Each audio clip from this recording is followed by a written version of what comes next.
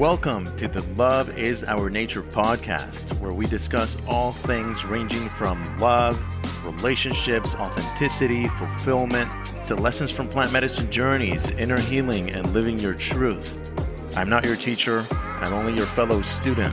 Occasionally, you also get to hear some of my own healing process and journey back to love. The point of the program? That you take away at least one actionable piece of knowledge that supports you in expanding whatever aspect of your life your heart most desires. My name is Cesar Rodriguez. I will be your host, and I am honored to have you here. Happy listening.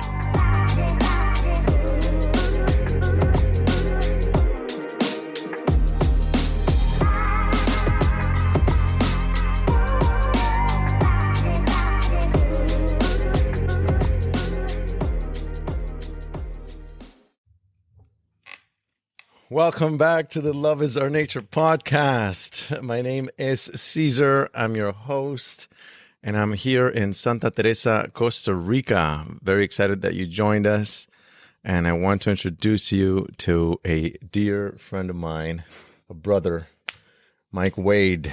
Mike Wade. I don't have a fancy written up introduction for you, Mike, which is a bit of a shame, but since I relate to you just as a dear friend and a brother, that didn't even come up for me.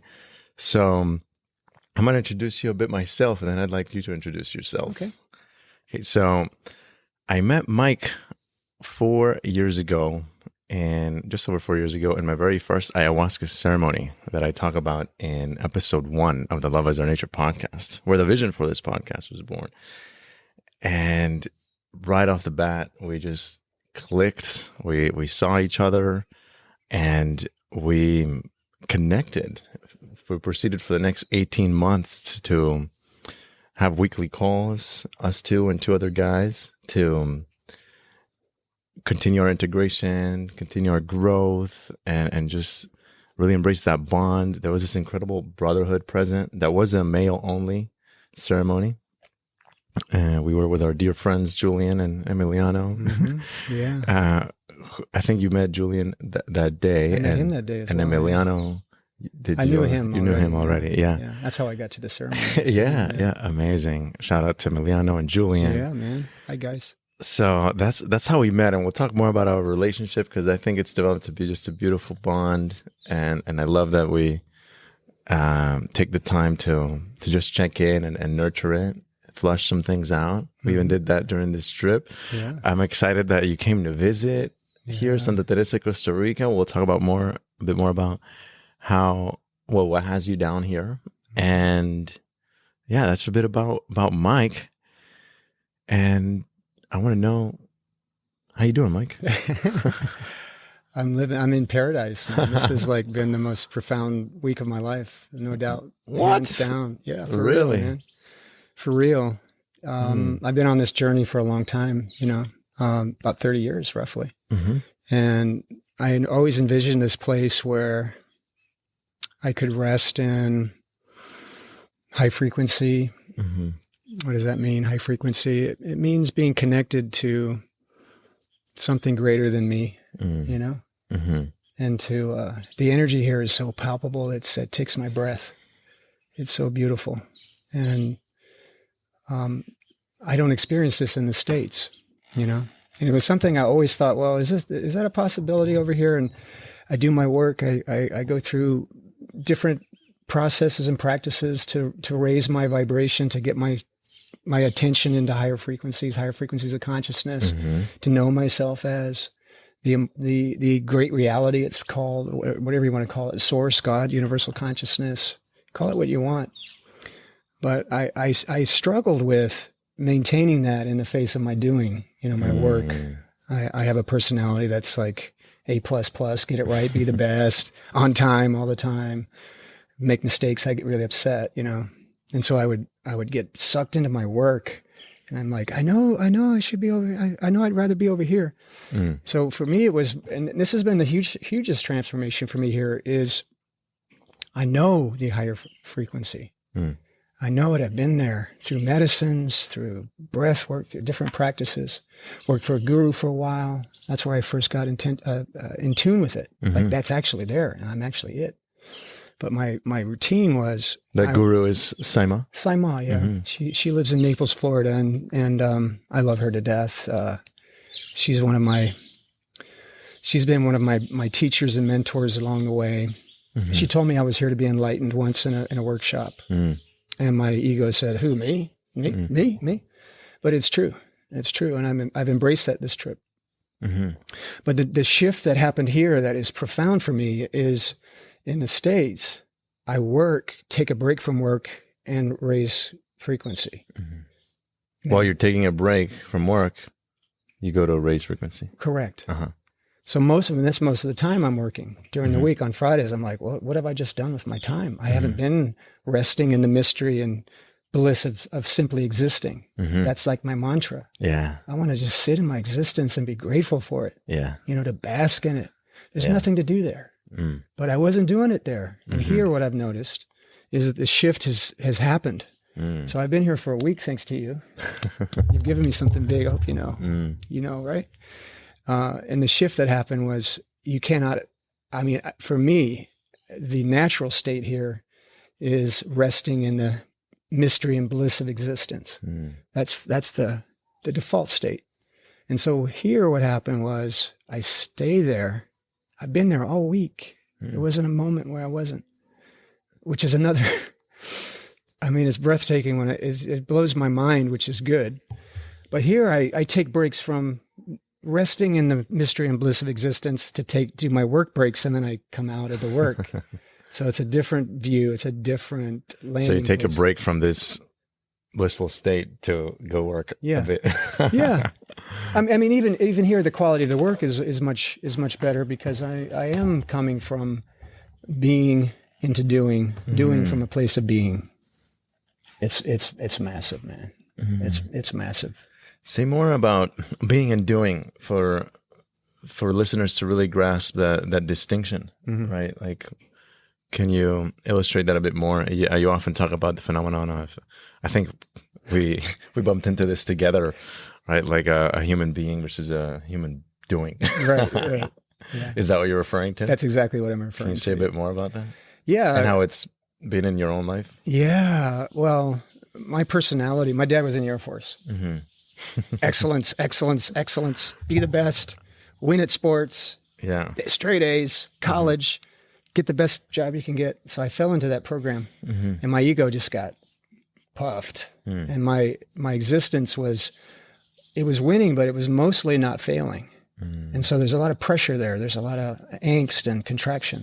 It rooted me in my ego, survival almost, And when I'm in that state, I don't feel connected to existence, or I got to come up with a word for it. It. Let's call it it. I don't feel connected. It's like I contract into ego. I do.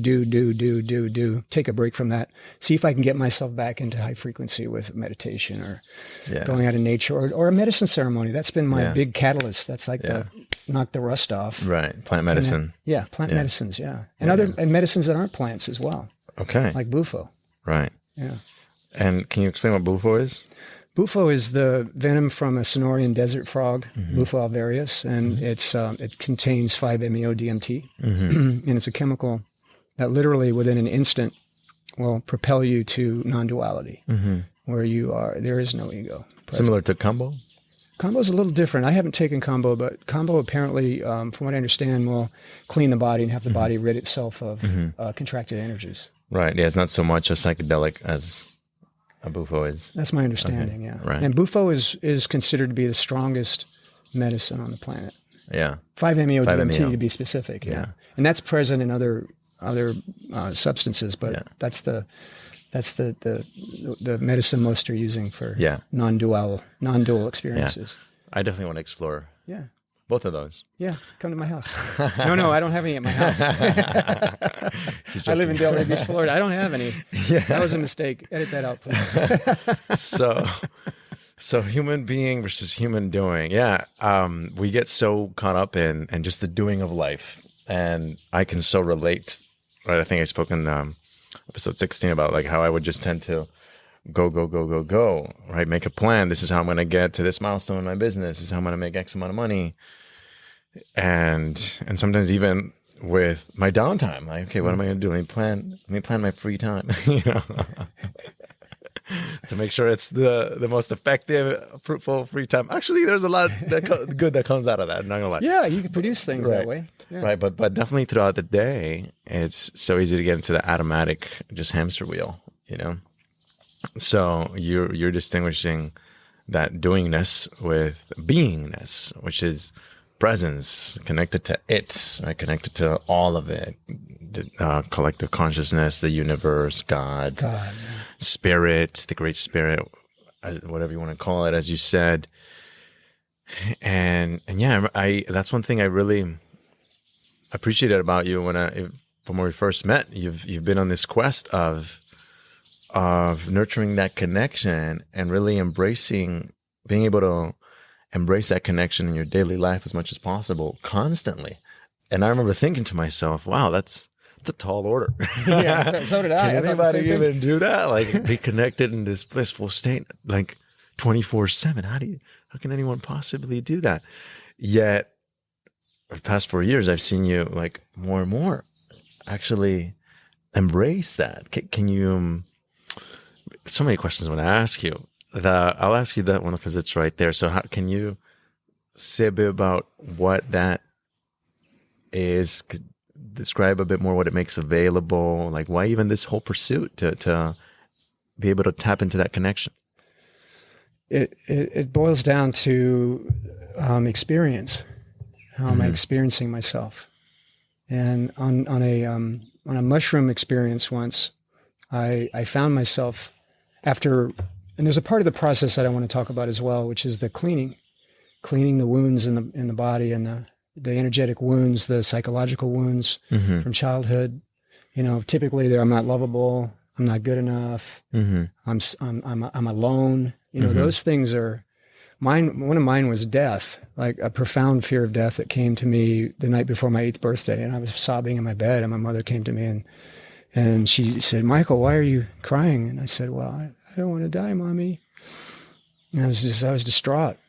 She walked out. She couldn't handle it. And then my dad came in the Air Force. I love my dad. He passed, but he was an amazing guy.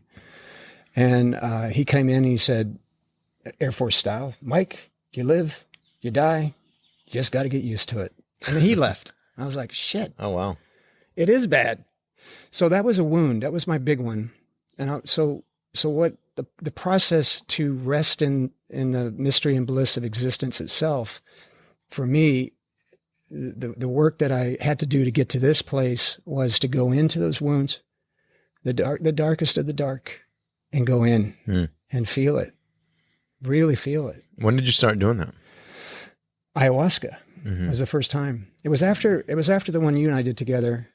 I got into another ceremony, and I went right there. And I was holding on with my fingernails not to experience it. And then, so when I finally let go, so that was, to answer your question, that was 2015. I started that. So what's that, 6 years ago? Yeah. Around 6 years ago. I decided, I experienced that. And then I was still resisting. And so then I hired a mentor. His name is Ian Hayes, and he's an angel on this planet. I love him as much as I love you. I mean, it's a deep spiritual love I have for him. And we used a lot of Bufo, actually. And in that state, deep healing can occur if you allow it. It's kind of hard not to, actually, to not allow it. It just happens. So that's the cleaning. Yeah. And so without that cleaning, I don't think it would have been possible for me to detach from my egoic bounds, my identification with form, with my body, and my mind, my thoughts, and my life that will end in 30 or 40 or 50 years, hopefully. That's another attachment to form. Yeah. I don't want to die as attachment, So breaking that up is what medicines have been so important to me, because prior to medicines, I was with an enlightened master, a guru, and it still didn't happen there. So for me, what was necessary was to use a Well, catalyst. the what didn't happen there yet. I wasn't able to break up my wounds. Uh-huh. I wasn't able to Break up and dissolve them. dissolve them. Yeah. And then clean the system, clean the body, Yeah. clean. So there's a cleaning process. So to detach from the significance of physical life, Mm-hmm. we have many attachments. We identify with ourselves as body, Mm-hmm. as form, Mm-hmm. minds, thought, and then the idea of spirituality, or that it is a place we go to visit and we try to attain it and bring it back in. That Yeah, and we're going process, to talk more about yeah, that too. yeah. How we try to reach for it. You and I have spoken a bit about that. Yeah, I mean, so much opens up, right? And one quick thing before we move on from this piece is, you said break up the wounds and dissolve them. Do you think those core wounds, do you think they go away? I'll speak from experience. Okay. So the death wound, the mortality wound, Uh-huh. primarily centered around my mother, who's doing great. She's 80 and she's amazing. Yeah. And right now you're... I'm you 59. might- You said earlier that you're good for 30, 40, 50 years. So I just want to give listeners a point of reference. If 40 years from now, I'll be 99. Yeah. Amazing. I think I'm going to make it, actually. I think so, too. Especially with what's happening lately. You guys don't know, but Mike's in great shape. He takes off his shirt and he'll turn some necks at his youthful 59 years. Well, thank you for that, man. Yeah. I appreciate Okay. that. You look pretty damn good yourself, man. Thank you. Appreciate it. The jungle has done me well. It has. So the wounds, they go away or they don't go away? Can somebody work on them to the point where they're woundless? I don't know the absolute answer to that, but what I would say, using the death wound, my mortality wound, as an example, is I still feel it. If I go there, if I think about my mom's passing eventual, or anybody I really love, it's still very painful, the thought of it, but it doesn't like consume me anymore. Yeah. And that's duality is always going to be there.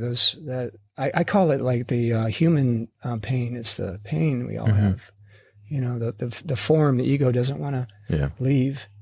And so, but it will. Yeah. And then if we're to the degree we're attached, that wound is magnified and intensified. I don't want that. And it gets bigger and bigger. Yeah. So if you can dissolve the wound of it, the feeling's still there, but it flows more. The grief comes in, and then the grief flows out. Right. The yin and the yang. That's the result, I think. So the wounds don't go away. Yeah. I don't think.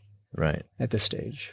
Right. It's more like we become, would you say, like a witness of them? Yes. And yeah, perfect. Yeah. That's it. Yeah. And all of a sudden we're not pulled back by them or. Yeah. Things And that's good. That's good. That's going in the book, man. So it's like I love when you say that. I'll give you an attribution. Okay, man. Don't worry. I'll even put your picture in it. Yeah. Oh wow. Okay. Yeah, Mike's writing a book. We're not going to spoil the title, I don't think. No, that's not. No. But I'm very excited for this book he's working on. And I might as well just put this in right now. For listeners might be sitting here like, well, who is this guy? We don't really know who he is. What authority does Mike even have in talking about any of this? Here's what I'll tell you. Mike, in my experience, you've handled the material world, right? You've got your money coming in. Mike's a mentor for people that want to invest in stock options. He's a reliable mentor, and I'm looking forward to being one of your disciples in that as well. Yeah. All right. So it's going to cost you. Yeah. No, I won't. I'm kidding. So I'm intrigued by, once people handle all their basic needs in life, you need your foundation, you're going to have your finances in place. What next? Right. And that's one thing I do want to talk to you about, right? Like, what would you say is the most important thing for you right now in your life? To rest in the mystery and bliss of existence. Yeah. And to that's important, but the more important is that others do too. This is something to be shared together. Right. Let's rest in our mystery of bliss and existence together. That's beautiful. I gotta give an attribution to that phrase because I got that out of the Samadhi 2 video. Okay. At the end, it was just the most beautiful. It just grabbed me. That's what I want to bring to me and to everybody. Rest in the mystery And bliss of simply existing. and bliss of simply existing. That's priority number one, huh? Yeah. How did that become priority number one? How come priority number one for you isn't retire in Naples, Florida, and have a nice big house, or travel the world, or It was. I don't know. Yeah. What? Tell me about how your concerns transformed to what they are now. Well, first, I used to be the guy that wanted the stuff, the material pursuits. I was a sales rep at Oracle, and I ended up with a house on a canal in Clearwater, Florida, with a boat and a pool and a hot tub. I had it. I had the dream. I had money. I could do what I wanted, and I was miserable. This is not enough, man. What was miserable about it? It was empty. There was what was missing was being resting and being. I was always doing what's next. I got to get something bigger now. I got to get a better job. So it didn't matter what you acquired. There was always like this. Yeah, always something. Like, was it a feeling in the body as well? Yeah, it was anxiety and contraction and bewilderment. Like, what is this all about now? It's not about attaining stuff. Yeah. It's empty. Yeah. I know some wealthy people and they're some of the most unconscious and suffering people that I've ever met. And that's heartbreaking to see that, because they think that acquisition of material will make them happier. Yeah. But and we did Landmark together. I learned a lot in Landmark about this. Yeah. There's the, what is it? If I do this, I'll have that and I'll be happy. If I work hard, I'll get a great job, make a lot of money, and then I'll be happy. The paradigm is backwards. We learned this in Landmark, right? I'll be happy, and then I'll do this, and I might have that. But you don't need this. You don't need to have anymore, right? Because you're already in the being. Yeah, that's a big lesson from Landmark for me as well, right? Where normally we look at, okay, if I do X, I can have Y. And I'll get to be Z, right? So first I do, then I have the result, and then I get to be happy. I get to be fulfilled or satisfied, right? Yeah. Big lesson I got from Landmark, seems like we both got from Landmark, is, no, it's not do, have, be. It's actually be, do, have, right? If you be happy now, evoke the experience of happiness now, then your actions will be aligned with happiness, and you'll have those results now. The best part, though? What? Is if you're being, you don't even need to do anything. Right. So the doing becomes free. Do it if you want. Yes. Literally, we could sit on a mountaintop and rest in the beauty and mystery of simply existing, and there's nothing to do there.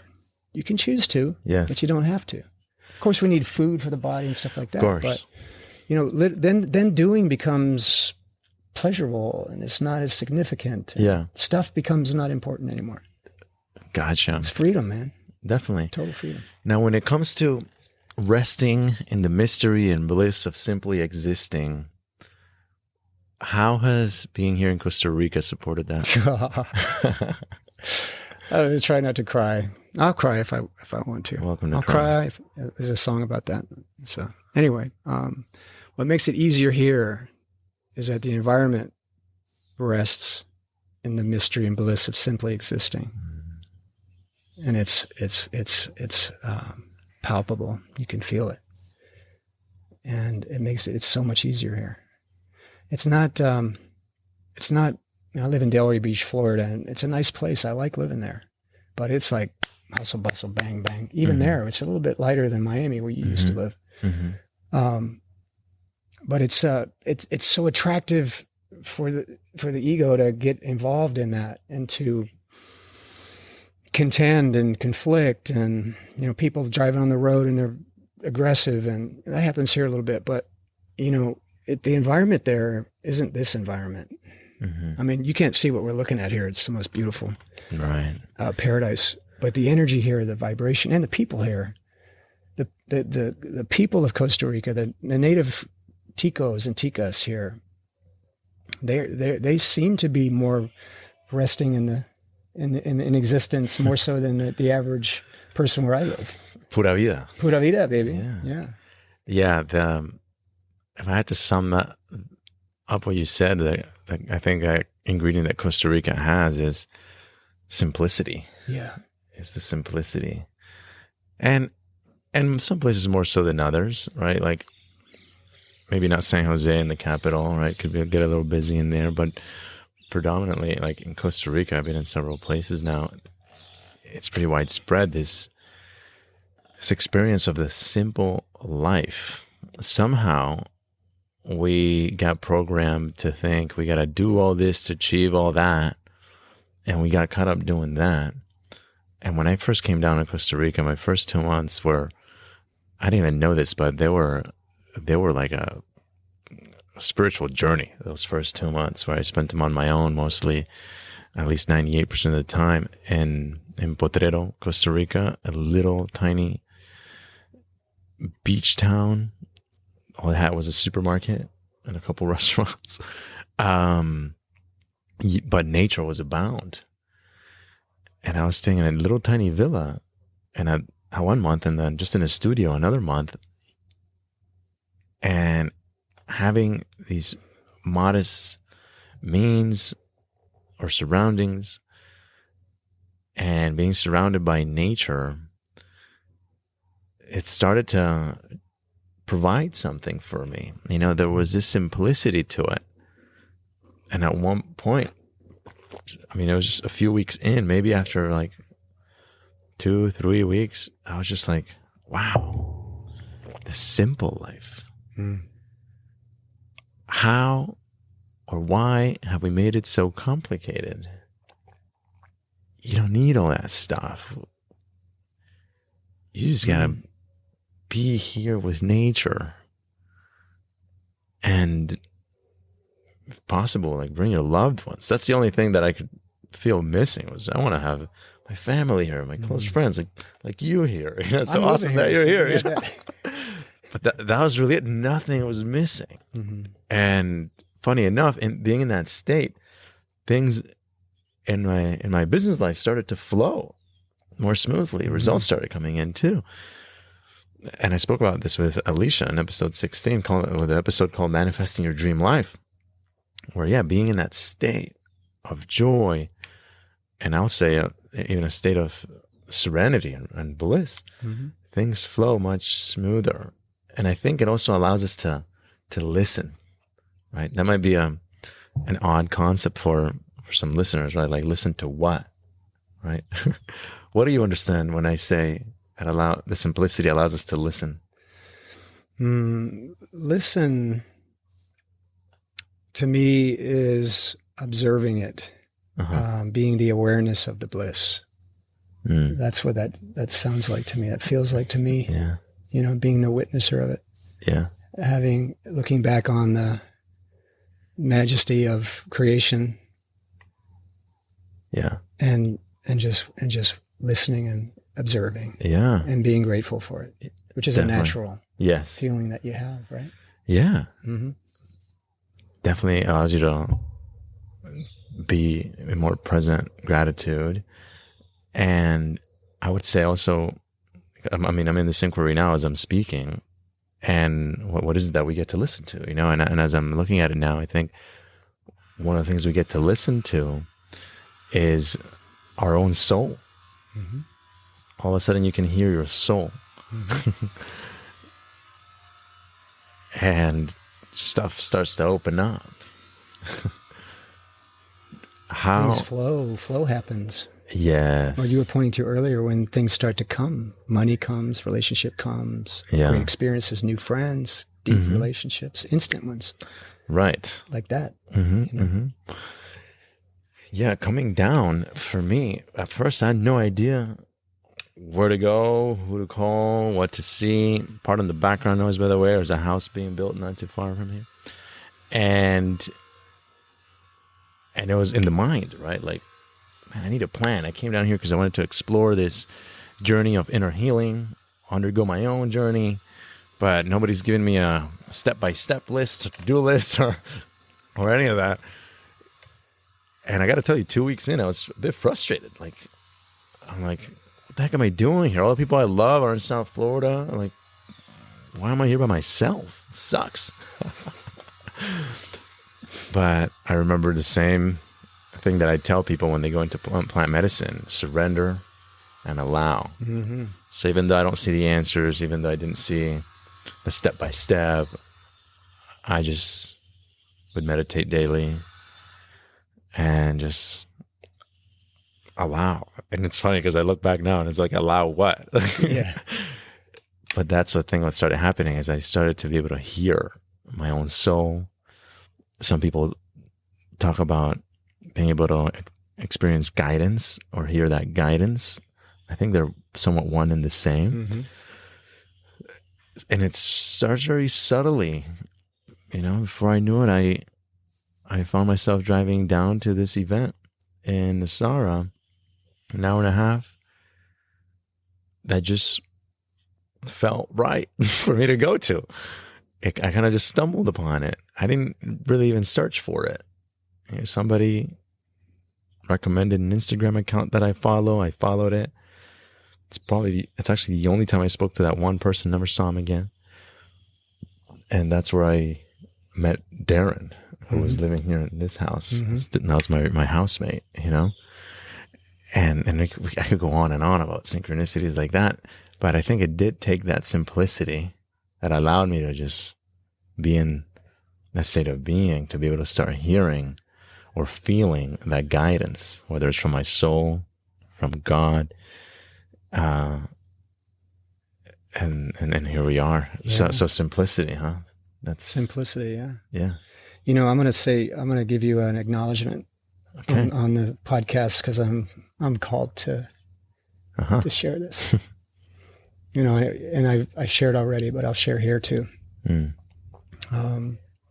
I've known you for a long time now, and I've seen you grow, and I know what you've gone through to be here, and I know the courage that it takes, and you don't even know why exactly, and you still go. You take the step. You have trust that you're following your intuition and your soul guidance, whatever you'd like to call it. You follow it in the face of obstacles, fears about being alone or by yourself. Where's my family? But you still go, and you take the step. I'm gonna quote. I like these two videos. I'm gonna say these videos because they're like my Bible. If there is a Bible for what I do, this is my Bible. But it's Samadhi 1 and Samadhi 2, and there's a lot of quotes in there that stick with me. And one of them is, if you seek enlightenment, for lack of a better term, alignment with the mystery and bliss of existence, you must take one step at a time into sheer darkness. And you've done that. And I see a expanded and further transformed leader of this work in this world. Already, with the short time you've been here, you're a leader in this community. And there's more for you to do. And I'll be there with you. So it's really it's really an honor to have you as my friend. I love you, brother. I love you too. Such a joy to have you in my life. I don't know where you came from. You know, you just showed up there in that ceremony, and to completely different people, to completely different backgrounds, and been together since. Yeah. Maybe some distance in between, right? But we came back around. Yeah. I wasn't expecting this transformation in our relationship, a deeper bond. Yeah. You know, and then, you know, we're both here to share and show and do what it takes. Yeah. Be the ones that'll step into the darkness and heal things and transform ourselves truly. Yeah. And to share. Yeah. Everybody gets this. You know what I mean? Yeah. Amazing. I gotta say, you've played such a key role in my life as well. Ever since then, I remember when I got this incredible message of love is our nature from that first plant medicine journey, I felt called to write about it. I thought about starting a blog, and my experience was like, who am I to relay these profound, sacred, divine messages? It's not like I embody them in my life completely at all. And your being there and our weekly touch points had a lot to do with me finally pulling that trigger, right? When I wrote one of my first articles and I shared about my experience of writing, I remember sharing in social media, and you said you're nourishing the soul, and that stuck with me. It's been years since then, but that really stuck with me. That really taught me the importance of doing what you love, following your joy, right? Many times we end up doing things because that's what our life path had us wind up with, right? I mean, I started working in advertising because it's the first sales job I found when I wanted to work in sales, and selling newspaper ads became really old. So I said, man, it'd be great if I could sell digital advertising. And now I sell digital advertising, and it kind of just wound up that way, right? But it was when you made that comment that I was like, wow, maybe there's something that our soul loves to do that maybe isn't what my connect the dot path from where I went to school, from what my parents wanted me to do, from what my friends do. Maybe it has nothing to do with that. And I started seeing how when you are able to discover what that is for you, and you actually take those actions, you do those things that you love, your soul becomes more joyful because all of a sudden it gets to express itself. Mm-hmm. And that is the experience I've had now ever since I've started slowly opening up about these messages, writing more, having these conversations on this podcast. Mm-hmm. I have the experience that at a deep core level, I guess I could say at a soul level, that I'm doing something I love, something I came here to this planet to do, mm-hmm. right? And it all started with you saying, yeah, when you write, you're nourishing your soul. Wow. Thank you, man. Thank you. That's an honor that had that impact. Yeah. I'll add to that a little bit because I got a distinction last year when I did all the work to clean. And one of them was sovereignty, mm-hmm. like the sovereignty of being. So when we're being sovereign, things flow and we're nourished and we feel good. We feel love and gratitude and connection. But when we're not honoring ourselves, the being, maybe it could be you withhold something that's important to you in a conversation and you don't say it because you're worried about upsetting other people. That's mm-hmm. not being sovereign. When we're not being sovereign, and from my own experience, when I'm not being sovereign, I contract and I don't feel good. I feel like I'm violating myself in some way, So, and I'm not sovereign all the time, but it is a mantra for me. Am I being sovereign right now? Am I honoring myself? Am I honoring my heart? Am I honoring my mind, my thoughts? Am I speaking? Am I being authentic? And a lot of times I'm not, less and less.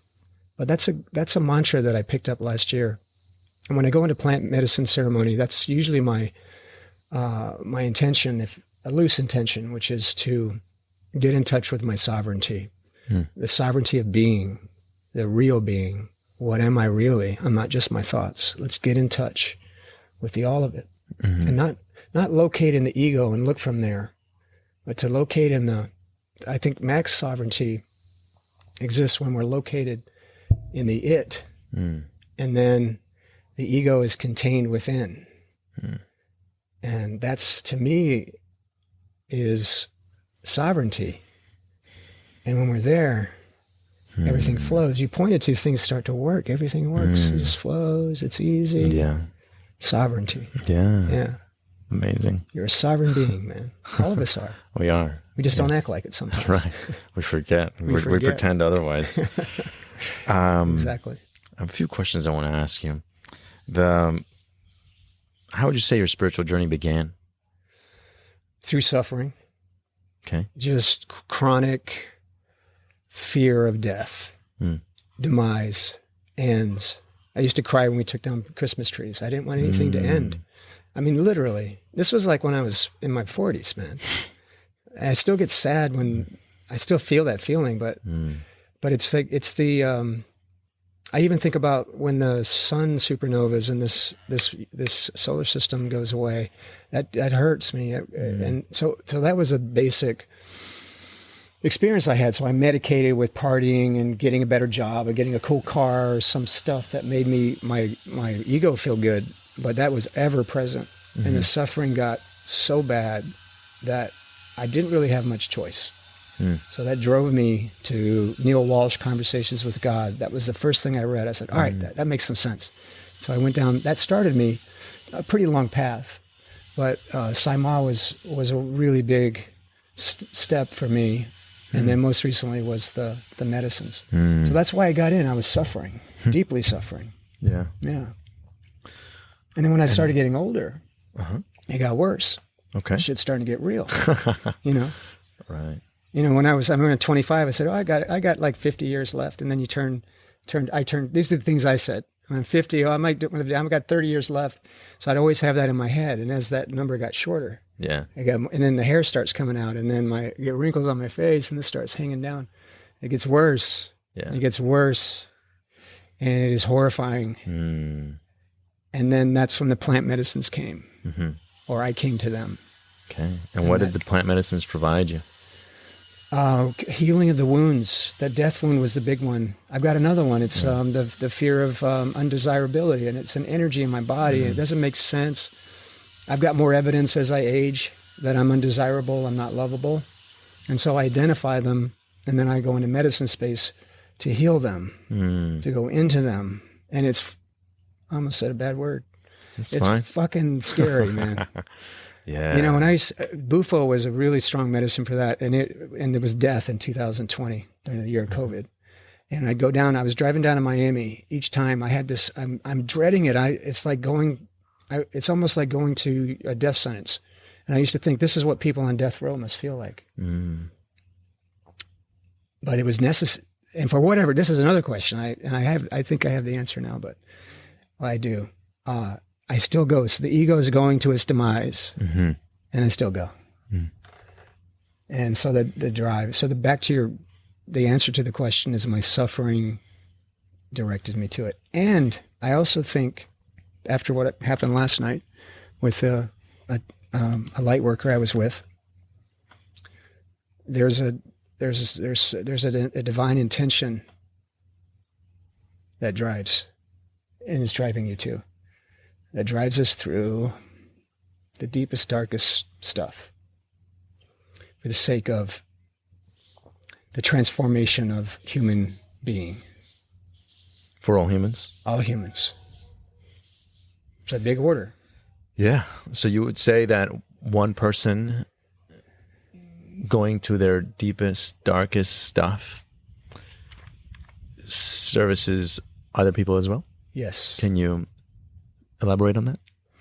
Yeah, in a lot of ways. One of them is that they see somebody doing it, actually stepping up and doing what it takes, and to take that one step into the darkness one at a time, and trusting. So they see an example. You're one for me. You being down here and what you've done to be here in this place, the drive and the fear, busting through fears, doing what you have to do to disconnect from what you were associated with Landmark. And I know that was a big deal. So that's the example. You're that for me. Like, this is a place I can actually live now. I wouldn't have known that if it hadn't been for what you provided me here. Wow. So that's part of it. And then the other is living the results of it. So if you're living in the mystery and bliss of existence, and you're an example of it, it's light and it's attractive. Animals are attracted to it. They know. They know. They see it. They're not encumbered with this monkey mind, a crazy mind. I shouldn't say monkey mind. We probably have a bigger monkey mind than they do. They're probably resting in bliss a lot more than we are. So I think that's how it works, man. Yeah. If we can just be an example of doing what it takes, doing the work, and then being, then that we become light, we become attractive, and they want it too. What do you think the world would look like if the majority of people were resting and being in that mystery and bliss of simply being alive? Yeah, it would end conflict. It would resources would be distributed across the planet. Everybody would have a really good life. Everybody would be loved by the other. Yeah. Boundaries between countries would disappear. We would be one being, one species, one human, divine species, living as one on the planet and being in gratitude for all of it. Yeah. Amazing. Yeah. I think we're going to wrap up with that. Let's go another hour, man. We can do more of these. We definitely are going to have to. I know you're up to some exciting projects now that you want to unfold here in Costa Rica. Mm-hmm. Do you want to say anything about that in the last minute or two? Or? Yeah, I've met up with some people from a company called Nucleo. Okay. And their vision is what our vision is, which is to spread the experience of resting in the mystery and bliss of existence. That became our catchphrase today, didn't it? Title of the episode: Resting in the mystery and bliss of simply existing. Yes. Attribution to Samadhi 2. Samadhi 1, Samadhi 2 videos. They're beautiful.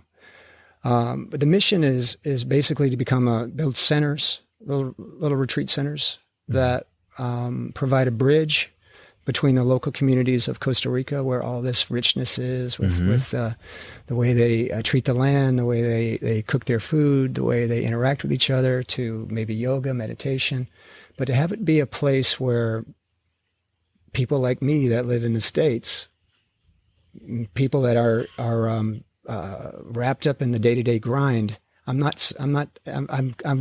dissolving that. So I'm not a good example, but people that are just, wrapped up in the rat race, the rat wheel, and to come here and get a taste, they can feel it, tie the local community into the grid, yes, and have people jump off the grid, get a taste, and have them start to inquire at least. Yeah. That's the idea. That's beautiful. I've really actually enjoyed seeing a lot of people that I'm connected with in social media. It's almost like once a week, I see somebody that took a jump, and either they went to Tulum, or they came here to Costa Rica, or they went somewhere else, or even like a local vacation somewhere in Florida, because Florida's got a lot of beautiful places, or other places in the U.S. More and more people started just creating these experiences for themselves. And it's one of the things that inspired me. And between October, November of last year, 2020, everything was so still, and we were so just kind of keeping ourselves at home due to social distancing and whatnot. And I was still wanting to see my loved ones, but people were making less plans. So I was like, you know what? If this is the way it's going to be, I might as well just take off and explore and live life fully. This is a good window of opportunity if I'm ever going to just take off, uproot, explore, and it's the best good time as any. So I got a question for you. Yeah. What are you creating? What's your future looking like? Oh, Jesus. What are you up to? in only 2 sentences. No, well, I'll tell you that in Potrero, I learned that it served me to probably not plan further than like a month or 2 out. Yeah. However, I do have a long-term vision. Right? I have 2 things that drive me. One is to inspire people to learn to love themselves, each other, and take care of one another.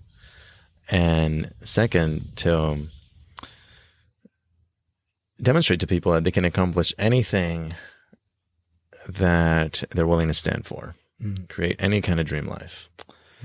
So there's many different ways that could look. Immediately, you were at the very first community circle gathering that I facilitated. It was small, it was intimate, and it was beautiful. It was. I wasn't expecting what happened, man. It was amazing. Yeah. Thank you for being there. Thank you for being my room captain. Yeah. So more of that. Yes. More of that. And also what you said. I've been speaking with Darren about this a lot. We're also working on something similar to create that bridge, right? People can come dip their toes in this abundance of nature. With Pippa in an episode with her, we talked about how when you reconnect with nature, you reconnect with yourself. I experienced it for myself. You've been experiencing some of that. I want to provide people some of that. The opportunity to be guided into a short trip somewhere like here and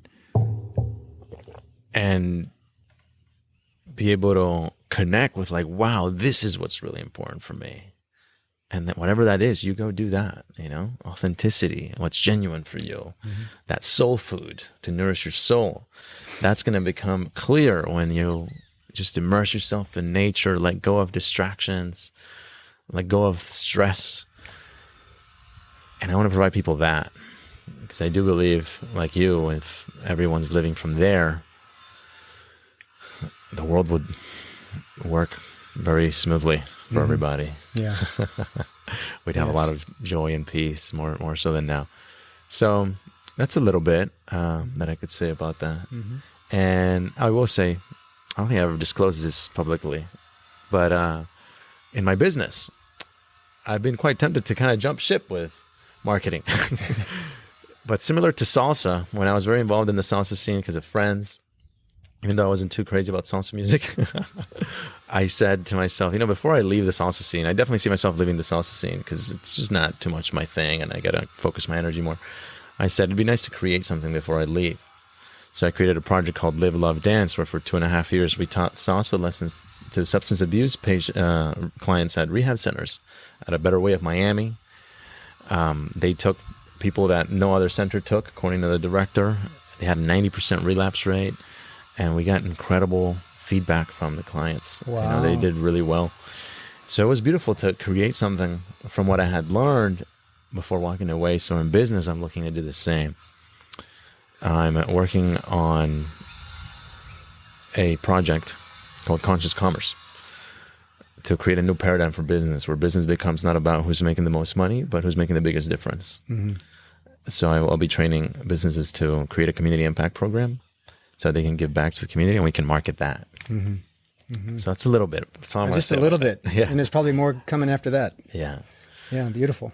All right. So with that being said, is there any last words before we close? Just thank you for having me on this podcast. It's been just a joy to be with you, and allowing me to speak what's important to me is very valuable to me. And I just appreciate you, and I love you very much. And I'm looking forward to seeing what you create, man, because big things are coming. Awesome. For you and for people that you touch, man. Oh, thank you. Really great.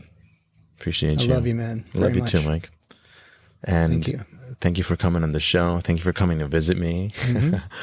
I'm coming back next week, man. Okay. You're welcome to. Oh, thank you. Thank you for your tender heart, your open heart. I can't even put words to it. For your loving energy, your innocence, your purity. It's all very palpable. So thank you for blessing me with your presence this past week. And I'll miss you when you go to Nasara.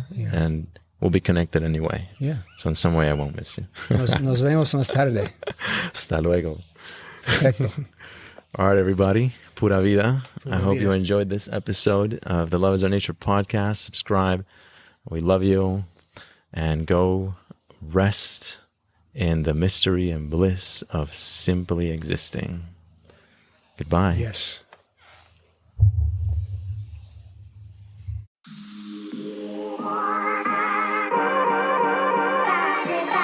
That is all, folks. I hope you enjoyed this episode. Thank you for being a valued listener. If you haven't already, remember to subscribe to the podcast in whatever your favorite platform is. You can also watch the video version of the episode on the Love is Our Nature YouTube channel. Check out loveisOurNature.com as well. That's where you can see our latest news and most recent content. If you enjoyed the episode, leave a review, share it with your friends, or email me. I love hearing what you took away for yourself out of listening.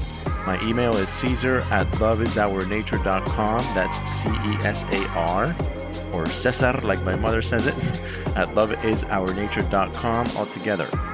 Till next time, I'll be here rooting for you. And remember, whatever the question, love is the answer.